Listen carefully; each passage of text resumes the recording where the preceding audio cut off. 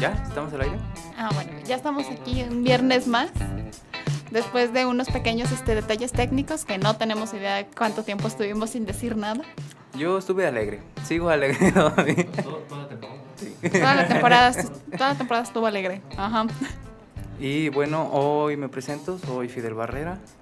No sé si pronunciarme con un noble titular, pero al menos al que le deben hacer caso en este programa. Claro que no. En teoría. Eso Nomás no lo escribo existe. por compromiso. Me acompaña a Quetzali Otra estamos aquí. y el compañero Ricardo Camacho Galindo. ¿Qué serio, compañero? ¿Qué serio? Es que hoy no lo presenté como el vago, así que tiene que fingir que... Hay que tratarlo bien, acuérdate, si tratas bien al obrero, el obrero trata bien a los clientes. Por eso el cliente no es el primero. No. Y pues hoy les vamos a hablar acerca de John Rawls. Hoy sí nos fuimos hasta, ¿qué será? En 2001 me parece que fallece el señor. Él 2002 fallece. ¿2002? Ok. Lo que sí es seguro es que obtuvo un reconocimiento por parte de Bill Clinton en vida, y en este reconocimiento pues se destacó que teóricamente el señor Rawls pues reactivó el interés político por las naciones, ¿no? El discurso es por las naciones, pero quizá por la línea de Rawls pues caía bien a los intereses de la política estadounidense. ¿Y por qué digo a los intereses? Porque Rawls pues es uno de esos políticos que tanto odian los que se demarcan como sociólogos de izquierda, es decir, liberalista. Pero vamos a descubrir en esta pequeña exposición que no se trata de un liberalismo voraz o un liberalismo caníbal, sino más bien se trata de una especie de canibalismo que es laxo de su parte, porque no solamente se va a las cuestiones de que cada quien podría hacer con su libertad lo que le dé la gana, sino más bien trata de alguna manera limitar esta extensa libertad con los intereses propios, aunándolo a algunos intereses del socialismo. Esto es extraño en un filósofo como él, pero parece... Más gringo. Y más siendo gringo, ¿no? Y te preguntas, entonces, ¿por qué a Chomsky no se lo reconocieron? ¿No? Porque Chomsky es lingüista. Sí, se le reconoce como lingüista, no como político molesto. ¿Qué se le reconoce además a Rawls, al menos en términos filosóficos, ¿no? Porque una cuestión es que te reconozca un político de una representación tan grande como Bill Clinton, sino más bien otra cuestión aquí es que se reconoce en filosofía y más o menos en el aspecto teórico, porque al menos en filosofía se le toma como teórico o incluso como una especie de ideologista que es moderno o de alguna especie de inclusividad no declarada. Bueno, se le van a reconocer que está rescatando la idea del contrato social, es decir, la de Locke y la de Rousseau, y también se le va a reconocer que está conciliando la tradición dentro de un pensamiento moderno, que según eso eran antagónicas, y esto se refiere pues a la libertad de los modernos contra la libertad de los antiguos. Hay que decir que la libertad de los modernos para este caso era... la cuestión de ser representado plenamente en un jurado elegido a través de la democracia y la distinción en intereses del pueblo, es decir, se trata de la democracia al estilo clásico y griego más que nada, y la libertad del moderno, que pues básicamente es tratar de elaborar con tus propios medios hasta donde tú puedas, ¿no? Es decir, el Estado quedaría fuera no va a intervenir en tus intereses y tampoco en tu poder adquisitivo. Otra cuestión que se le va a reconocer pues es que está rescatando también la igualdad desde el liberalismo que él mismo creó y además el socialismo, pero en términos de una igualdad que va a ser para él mismo necesaria para tolerarse entre todos, ¿no? Temas principales que vamos a encontrar a la hora de estudiarlo, pues primeramente se encuentra el tema de la sociedad bien ordenada, ciudadanos que van a ser contractuantes y un equilibrio reflexivo.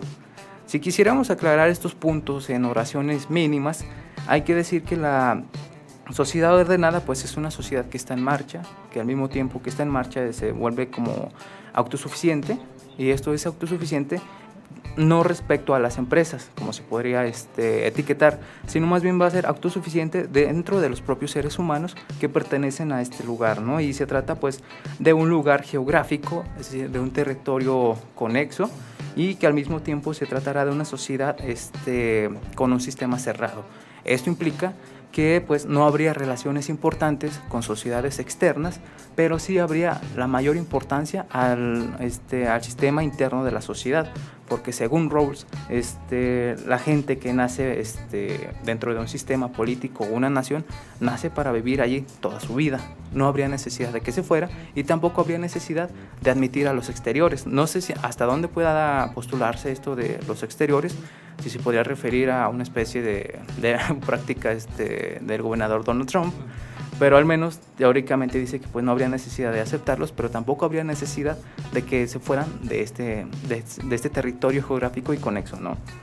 Ahora también, ¿qué es un ciudadano contractuante? Generalmente se toma lo contractuante como aquellos sujetos que están firmando contratos o que llegan a acuerdos tácitos de manera vertical y también ordenada, pero al menos para Rawls hay 3 principios claves, es decir, no sería suficiente que fueran ordenados y razonados, sino más bien se trataría de que deben ser de sí mismos y para sí mismos, porque todos se van a reconocer como dotados del mismo poder y de la misma energía moral.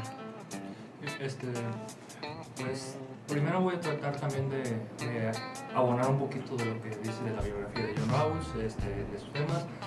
Primero, pues John Rawls, filósofo estadounidense, profesor de filosofía en Harvard, por eso lo felicitaron, por eso entre datos curiosos, él participó en la Segunda Guerra Mundial, él fue a esa guerra y no sufrió traumas como Nietzsche.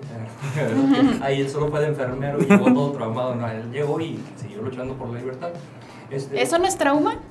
Yo digo que eso es trauma. Estados Unidos.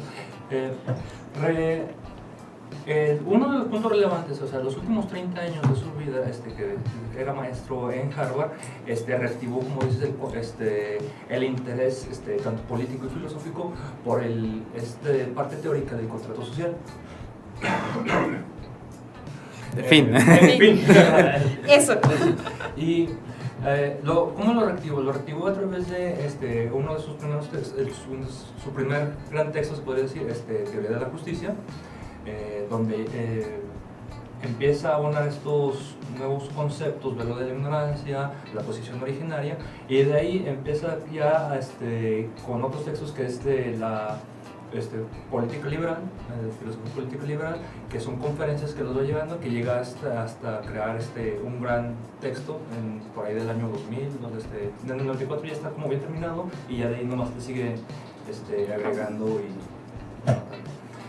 de esos temas que puedes encontrar, o de esos conceptos, son el velo de ignorancia, la posición originaria, el equilibrio reflexivo,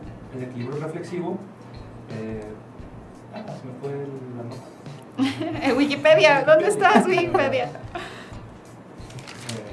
El consenso superpuesto, que es lo que estabas hablando ahorita de estas personas en condiciones iguales, que él es lo que supone en una sociedad verdaderamente democrática, cómo va a ser la convivencia, que son las razones públicas fundamentales en los que van a funcionar estos ciudadanos, ¿verdad? Y se les debe de dotar de algo básico, que es racionalidad, libertad e igualdad. Ya dentro de esas también hablamos sobre posición política, por decirlo de una manera, al ser parte de ciudadanos. Es también un punto importante en Rawls, que no importa la posición económica, si son sujetos capaces y con motivación, deben de tener un peso político, que también es parte de su texto de Teoría de la Justicia. Y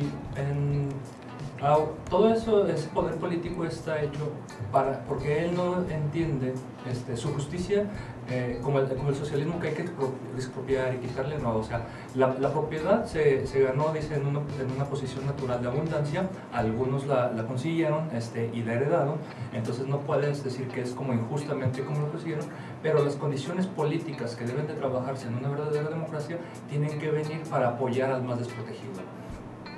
De ahí que se plantea la justicia como equidad. Se plantea la justicia como equidad y está trabajando. Para eso ahí también propone estas sociedades, plantea que ya las sociedades modernas son multiculturales ¿Y cómo vamos a hacer para entendernos entre todas estas diferencias de multiculturalismo, de distinciones filosóficas, distinciones sociales, distinciones que no podemos como compaginar, pero están viviendo juntas? Debes de poner en equilibrio, y para eso la democracia en la razón pública fundamental es donde funciona. O sea, ¿cómo vamos a organizarnos para tener los mínimos de convivencia racionales?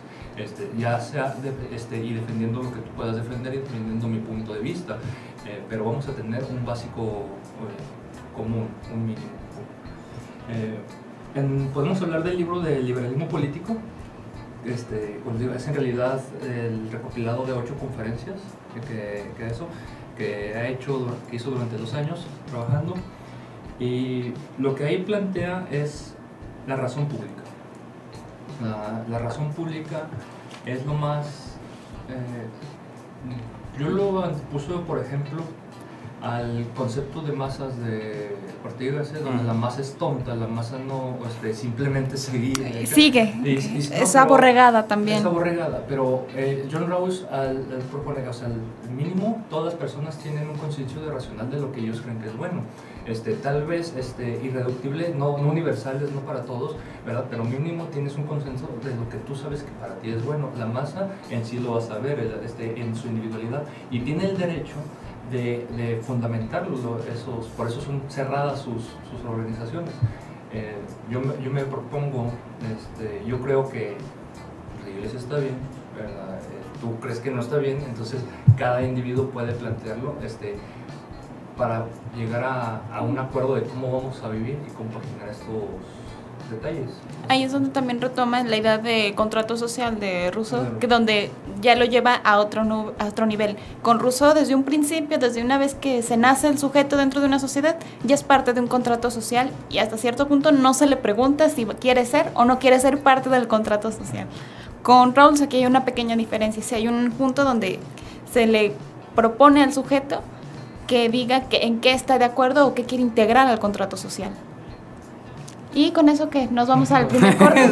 Ya. No, pues yo ya que Ricardo aquí lo mandara, pero no. Bueno, ¿podemos ir al primer corte? Volvemos.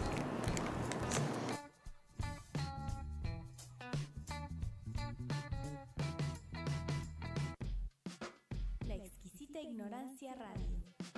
Oídos nuevos para propuestas nuevas.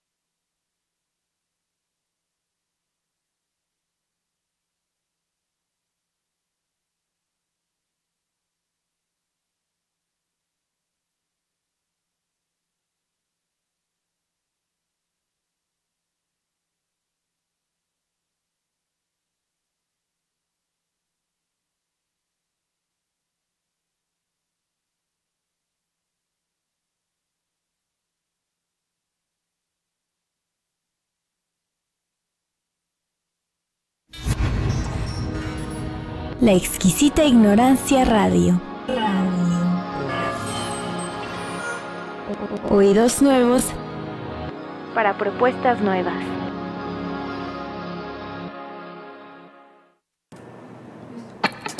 Bueno, y volvemos con el segundo bloque de Ágora y seguimos con el pensamiento de John Rawls, filósofo estadounidense, filósofo político y algo así como que le tiró a la economía, o más bien lo jalaron para la economía. Sí, mencionaste en parte de tu exposición algo acerca de cuál sería la visión del ciudadano, ¿no?, en la teoría de John Rawls, ¿no? Cabría nada más destacar que él cree que tenemos cierto principio en nuestra cabeza desde que nacemos, es decir, es a priori, que nos permite entendernos y hablar de la misma manera que se puede hacer con la gramática, ¿no? Y esta idea que él cree que todos tenemos implantada de manera natural, pues es una concepción del bien, ¿no?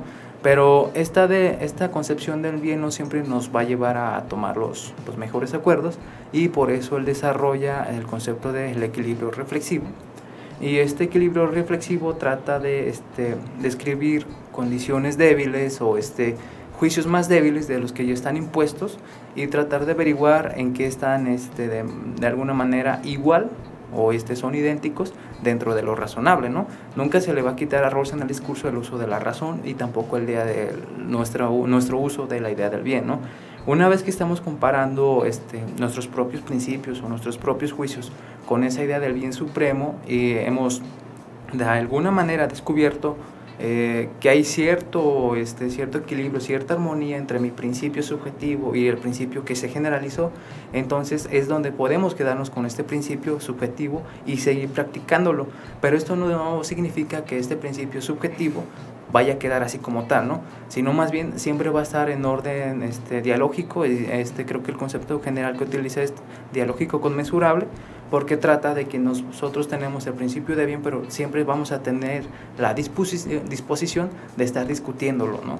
De alguna manera se van creando como series de principios más y más magnánimos, hasta llegar al punto donde llegamos hasta el tope, y verificamos así también que como hay un tope que es positivo, existe también el tope que es negativo. A este tope se le va a denominar en otras teorías como libertad negativa, pero a final de cuentas en la teoría de Rawls es que si notamos que este subjetivismo llega a la generalización con algunos rasgos que no se han destruido, entonces podemos decir que vamos por un buen camino, ¿no? Que vamos a llegar a una buena sociedad que va a tratar de puras coincidencias que se han logrado a través de un equilibrio que fue logrado a través de la idea primordial del bien, y al mismo tiempo por ese juicio racional que todos somos capaces de generar, ¿no? También hay que decir que pues la idea de racional pues en Rawls tampoco es una cuestión que se vaya aprendiendo, sino más bien la tenemos como implantada, ¿no? Que sería pues un pequeño punto a discusión que pues ahorita por el vano tiempo que nos otorgan y el gran tamaño que estamos absorbiendo diciendo tonterías, pues no vamos a desarrollar, ¿no? Obviamente. Pero pues ahí nos meteríamos a un muy buen debate sobre si la razón es algo que a priori en el humano o no, y que es algo que se ha discutido en varios autores y que al fin y al cabo no hemos llegado a absolutamente nada. Pues yo tengo amigos que me hacen pensar que no. Otro... Pero ¿sí? También es que sí habla sobre como la razón, simplemente dice, la razón son los caminos que un sujeto elige para llegar a un fin, ¿no? O sea, como todas las sociedades hacen de alguna forma para llegar a algo, a realizar un trabajo, ¿verdad? Y mientras lo cumplan es una forma racional y aceptable de hacerlo. Aquí de alguna u otra forma la política mexicana puede decir que funciona con toda la corrupción y con todo lo que tiene, pero pues hay política. En otros países hay mejor política, pero no por eso... A ver, dime uno. ¿Qué? Corea del Norte, muchísimo mejor política. Suecia. ¿Verdad? ¿Contra quién perdimos? ¿Verdad? Según los memes, ellos nos ganan en todo menos en... Sí. Bueno, otra cuestión que se tiene que abordar a la hora de leer o someter a investigación el texto de Rawls, pues es precisamente la cuestión de la posición original. Esta posición original es obviamente, al inicio del texto es muy claro, él dice que es un reconocimiento a John Locke y un reconocimiento a Rousseau, pero que tiene la característica de que ha sido superado, pues le está aunando la teoría kantiana. Esa teoría kantiana tiene que haber, no lo dice de manera clara o tácita, pero una vez que se termina de leer el capítulo se entiende, o más bien se intuye, que la idea kantiana que prevalece es la del bien común, es decir, esta idea tan cristiana también al mismo tiempo de no hacer lo que no quieres que te hagan. Pero en palabras de Rawls, significa que en un contrato social, por ejemplo, hay que recordar primero Rawls y Locke, ¿no? Los sujetos ya conocen de manera clara a cuál acuerdo tienen que llegar, ¿no? Ya hay unas reglas y tienen que firmar a través de esas reglas, ¿no? Reconocer su libertad en esas reglas y al mismo tiempo reconocer que todos los demás van a hacer lo mismo. Con Rawls pasa algo totalmente contrario. Los sujetos implicados no van a conocer absolutamente nada, no van a conocer cuál es su posición social, cuáles serán los intereses políticos, cuáles serán los intereses religiosos, es decir, absolutamente nada, y van a someter las leyes de razón que se verían en un contrato como Rousseau o Locke, van a ser subsumidas para una especie de colapso que podría ser promovido siempre y cuando se legitime a través de la propia justicia. En este caso, Rawls sí promueve una especie de revuelta, de protesta, pero como esta propuesta, esta revuelta, una vez que ya no se están respetando los intereses antes aclarados, se va a reconocer como legítima, porque se supone que el interés de levantarse en armas deviene de manera natural del acuerdo primordial que él estaba proponiendo. Y de alguna manera pues vemos que Rawls sí promueve la protesta a nivel concentrado, pero también, y esta es una regla que se promueve mucho en la política mexicana, va a ser si puedes hacer tu propuesta, pero siempre y cuando no vayas y te vayas a saquear las tienditas de la esquina, no vayas a matar gente, es decir, no vayas a hacer rapiña ahí de los lamentada protesta pacífica, pues, que pues obviamente sería muy contrario a los marxistas, ¿no? Donde la protesta no tiene que ser pacífica, al contrario, debe ser violenta para que tome importancia. Sí, pero él cree, pues, vaya que pues los intereses de la justicia van a emanar en esta especie de diferencia, y se supone que cuando uno practica la protesta, al mismo tiempo está haciendo resonar su uso de razón y también el sentido del bien que tienen todos en común, ¿no? Y que llegado el momento a este asunto, pues el otro, contra el que protestas, te va a reconocer como su igual, ¿no? Es decir, se renovaría el juicio original y crearíamos otro, ¿no? Pero esta creación sería permitida siempre y cuando empecemos otra vez con el autodesconocimiento de los intereses. También aquí se podría plantear, es un asunto que más bien lo plantean algunos intérpretes de Rawls, donde hay una educación para entender hacia dónde va este contrato social. Esta idea de bien común se tiene que educar a los ciudadanos o a los miembros de la sociedad para que entiendan cuál es la idea del bien común. Aquí está también este asunto de hasta qué punto tenemos que estudiar las protestas, tenemos que ver los intereses y siempre en pro de defender a los más débiles. También lo que propone es como un trabajo imaginario, de estos métodos trabajos imaginarios, en el que mezcla estos dos conceptos, el de la ignorancia y el de la posición original, poniendo así en juicio así a la gente, poniéndote en esa posición. Imagínate que está la sociedad, siendo norteamericano es muchísimo más fácil de entender.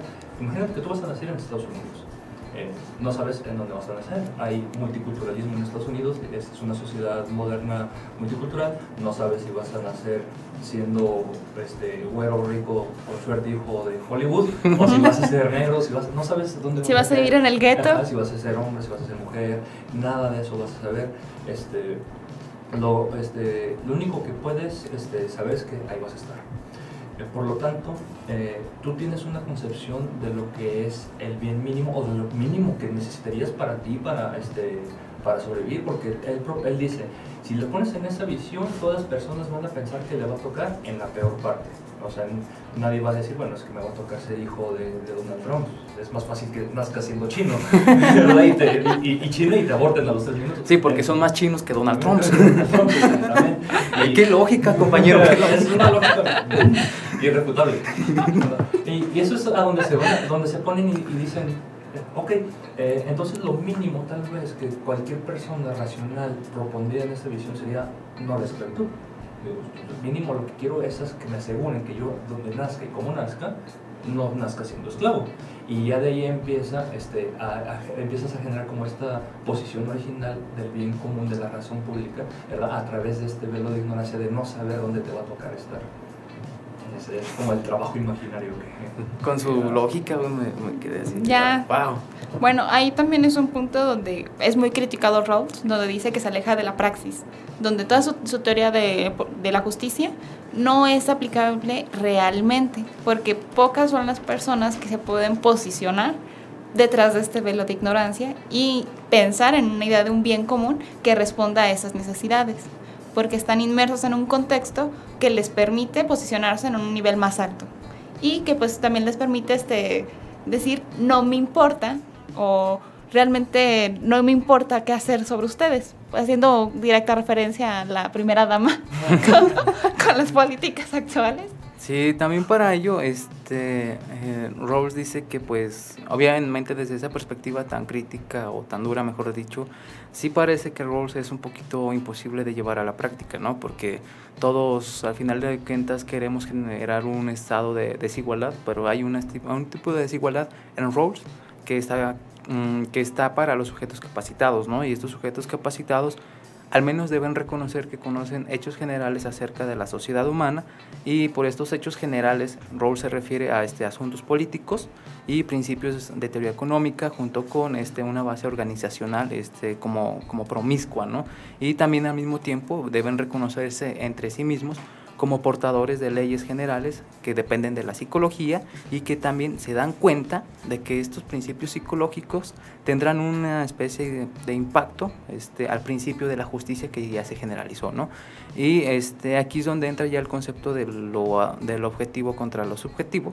Bueno, para Rawls pues existen condiciones que van a ser aquellas en las que se encuentran todos hombres, ¿no? Estas condiciones los va a llamar el objetivismo y subjetivismo, obviamente, pero hay que aclarar el punto. Una condición objetiva, al menos en Rawls, y esto no tiene que ver con una cuestión epistemológica, trata de una situación de escasez moderada, ¿no? Es decir, todos tendríamos ciertas limitaciones y al mismo tiempo, esto lo saca de Hume.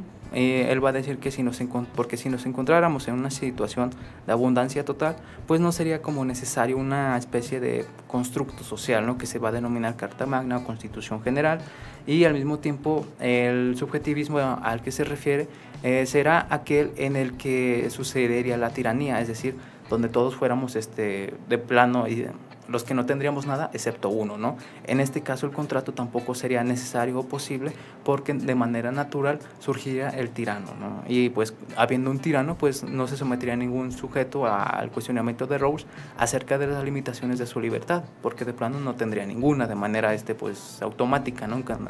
Desde que surge el tirano También ahí habla sobre una segunda posición, es como, él avanza sobre dos principios para crear su teoría, sobre la posición original, que todos tenemos libertades iguales, y el segundo sería que hay una regularización en las desigualdades.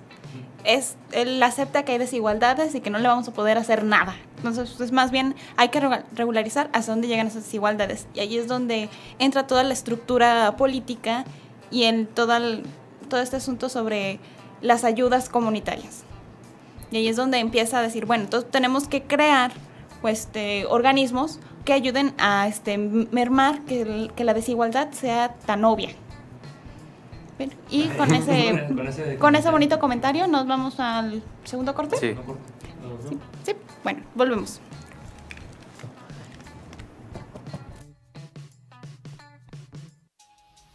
La exquisita ignorancia radio.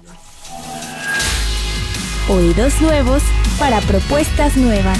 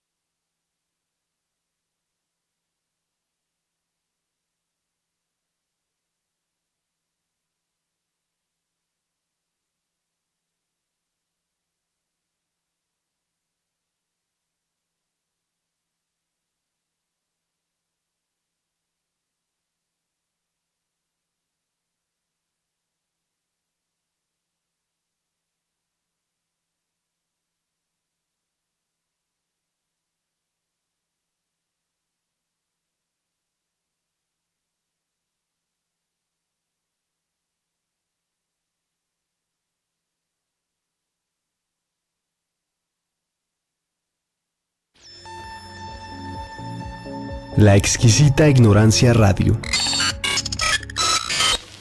Oídos nuevos para propuestas nuevas.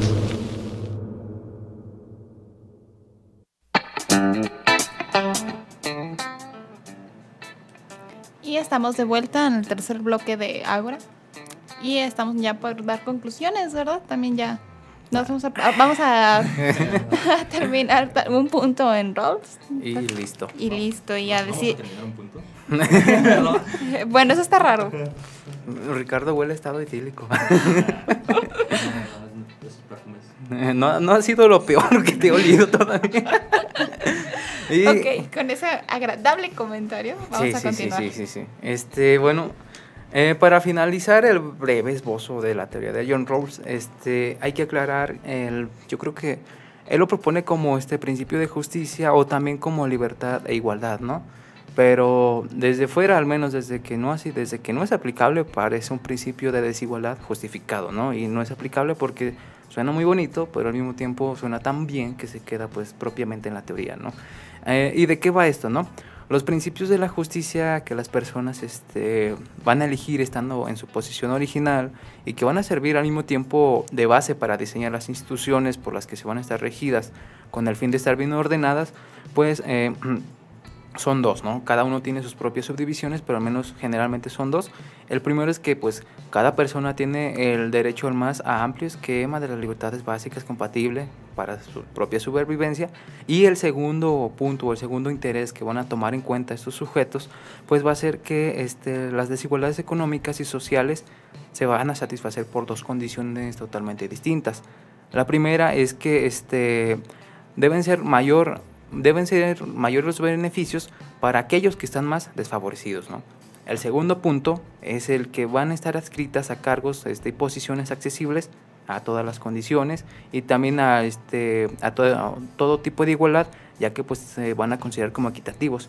Estos puntos son bastante interesantes, ya que pues como ven, esta cuestión de que el beneficio mayor tiene que ser para los más desprotegidos, pues realmente suena bastante difícil de llevar, y al menos en una aplicación económica en la que ya nos encontramos, ¿no? Esto quiere decir que pues obviamente sí se justifica que a lo mejor el que tenga, esto lo va a poner como caso local, ¿no? El que tenga coche, pues que no tenga derecho al acceso a los bienevales, ¿no? Cuando eres estudiante no va a tener derecho, y a cambio esos bienevales que el sujeto tiene adscritos, aunque tenga coche, se los van a dar al que no lo tiene, ¿no? Ese principio de desigualdad social sería el de Rawls, es decir, quitarle al que más tiene para dar al que menos tiene. Y también esta cuestión de que deben estar adscritos a cargos y posiciones a disposición de cualquier sujeto implica que pues quienes vayan a estar en estas especies de instituciones instauradas deben estar rolando siempre van a estar rolando, es decir, no tendríamos al mismo sujeto que está de titular en alguna institución los 30 años hasta que se jubile, ¿no? Más bien tendríamos que cambiarlo de manera consecutiva a fin de que esta posición social esté disponible para el mayor número de ciudadanos posibles, ¿no? Que tengan preparación y motivación. Ahí está también el detalle con Rawls. ¿Ya estando allí? Es que también es un asunto importante con Rawls. ¿Aprender sobre la marcha o qué? Bueno, sí, ¿no? Estoy aquí para aprender. Si así fueran todos esos trabajos, ¿dónde me apunto, no? También. Viene a aprender, es cirugía. Viene a aprender. Cirujano plástico, ¿no? Ahora bien, la cuestión de que las desigualdades sociales para el principio de los menos protegidos se lleven a la aplicación implica que pues la cuestión de los bienes van a estar también como implicadas en el conocimiento de la libertad del pensamiento, y que van a tener también una conexión directa con la toma de conciencia y la libertad de asociación, porque a final de cuentas no estamos solos en la sociedad, ¿verdad? Otra cuestión que usa Rawls para proponer la aplicación de esto, pues es que la libertad de movimiento y elección de ocupación sobre un trasfondo de libertad diversa debe estar también disponible para cualquiera que quiera estar allí en movimiento de sus propias libertades, ¿no? Esto se llama facultad de uso, al menos en la política. El tercer punto sería pues que los poderes y la prerrogativa que estos cargos conlleven van a tener el deber de ser responsabilidad de aquellos que lo están practicando, ¿no?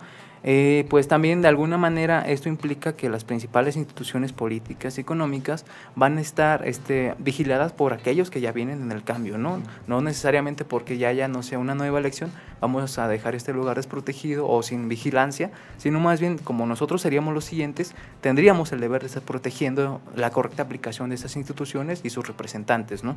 Y otro punto es que todos los sujetos van a tener derecho pues a la renta y a la riqueza, ¿no? Pero también siempre recordando el principio anterior, el principio general, que pues es que vamos a tener también mayores garantías mientras más desprotegidos estemos. Esto también me suena como un poquito a una especie de castigo que mencionaba Aristóteles en la política, ¿no? Donde los más ricos eran los que tenían que pagar mayores multas, ¿no? Y el último punto para subsanar los vacíos que podría dejar esto, pues es que la base social va a estar siempre relacionada con el respeto de sí mismos, ¿no? No lo dice de manera particular con el mismo, sino más bien de manera general con el sí mismos, ¿no? Es decir, de alguna manera nos reconoceríamos como partícipes de un todo y no más bien de una microsociedad que podría quizá llegar hasta la familia, ¿no? Sino más bien reconoceríamos nosotros mismos como parte de los otros sujetos. Parte del contrato social. Uh-huh. Y pues quizá una pequeña reflexión, conclusión es recen, por favor. Sí, los van a castigar.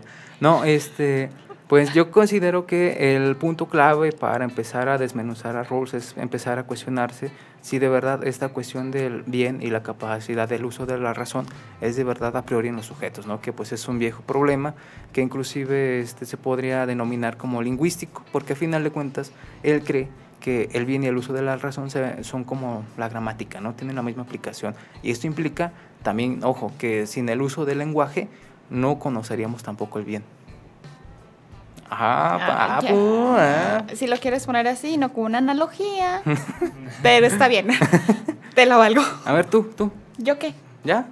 No te creas. Rawls es interesante para empezar con filosofía política. Plantea puntos interesantes y pues uno, al menos si lo intenta abordar desde su contexto actual, que hay que entender, es gringo, desde posguerra, amigo de Clinton. Pues. Sí. Profesor de Harvard, vamos, no le fue mal la vida a este personaje, entonces leerlo desde una posición de clase media, clase baja, pues a veces resulta chocante pensar en este asunto y remarca más las desigualdades sociales y sí llega a pensarse que él más bien las justifica. Camarada Camacho, ¿algo que quiero mencionar? Pues es curioso eso porque trata de hacer universalista todos sus planteamientos, su teoría.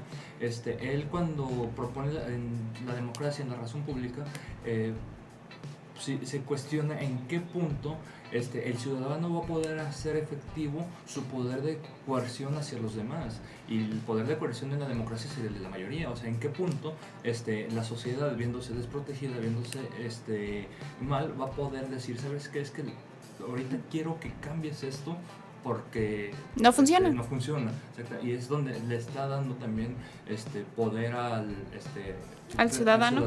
Es lo que está buscando y es curioso. O sea, es interesante esa parte y me agrada. Me agrada esa parte. No, y Rawls no tiene una lectura difícil realmente.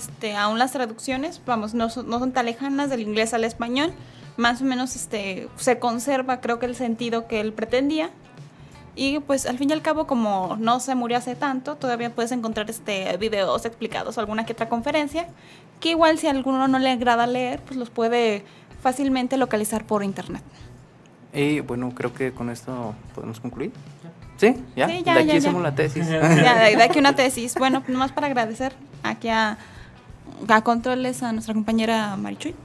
Y pues a Germán, que es el dueño de aquí. A nosotros no. No, ellos no, porque no me dijeron un montón de... Bueno, compañero Galindo. Nos retiramos. A tu hermana, porque te prestó la computadora. Muchas gracias. No sabe, pues, pero aquí está. No te preocupes. Que sale, gracias. Bueno, luego nos vemos.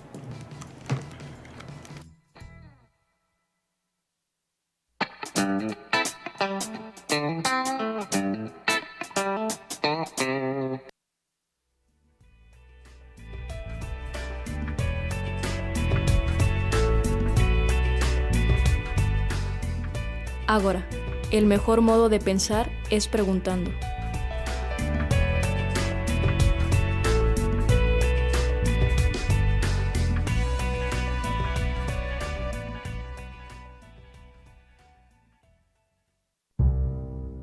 La exquisita ignorancia radio. Oídos nuevos para propuestas nuevas.